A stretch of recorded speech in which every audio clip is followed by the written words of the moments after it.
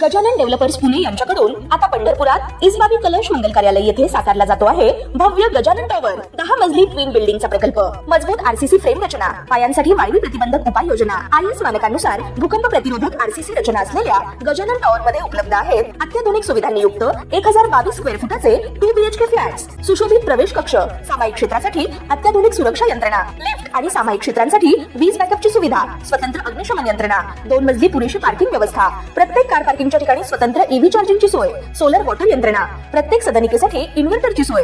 इसबाबी कलश मंगल कार्यालया शेजारी साकारल्या जात असणाऱ्या गजानन टॉवर मध्ये आजच आपला हक्काचा आणि आधुनिक सुविधांनी परिपूर्ण अलिशान फ्रीसाठी संपर्क क्रमांक 7677700025। ताज्या घडामोडी पाहण्यासाठी PVN म्हणजेच पंढरी वार्ता न्यूज या चॅनलला सबस्क्राईब करा।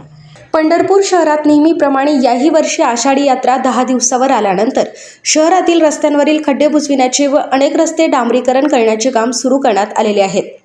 मात्र यावर्षी नगरपालिकेकडून करण्यात येणारी रस्त्याची व खड्डे बुजविण्याची कामे सार्वजनिक बांधकाम विभागाकडे वर्ग करण्यात आल्याचे दिसून येत आहे।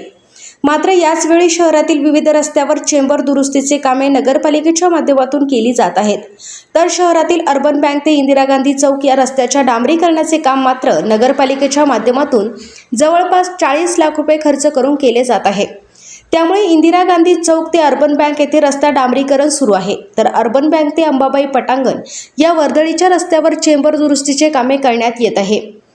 यामुळे या रस्त्यावर एकेरी मार्गाने वाहतूक सुरू ठेवण्यात आलेली आहे। मात्र असे असतानाही याच रस्त्यावर जड वाहतूक करणारी वाहने मोठ्या प्रमाणात ये जा करीत असून त्यातूनच सतत वाहतूक कोंडी निर्माण होताना दिसून येत आहे। पंढरपूर शहरातील वर्दळीच्या रस्त्यावरून होणारी जड वाहतुकीचा मुद्दा सतत वादग्रस्त ठरत आला असून थेट विधानसभेत देखील याचे पडसाद उमटले आहे। आमदार अभिजित पाटील, आमदार राजू खरे यांनी लक्ष वेधले होते व कारवाईची मागणीही केली होती।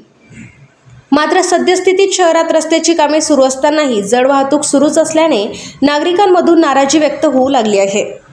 रविवारी राज्याचे परिवहन मंत्री प्रताप सरनाईक हे पंढरीत आले असता भैरवनाथ शुगरचे चेअरमन अनिलदादा सावंत, नगरसेवक किरणराज घाडगे, शिवसेना नेते बालाजी बागल, शिवसेना नेते नगरसेवक अमोल बापू शिंदे यांच्या उपस्थितीत निवेदन देत जड वाहतूक बंद करण्याची मागणी केली आहे। आता याची खरी दखल घेतली जाणार का हेच पाहावे लागेल।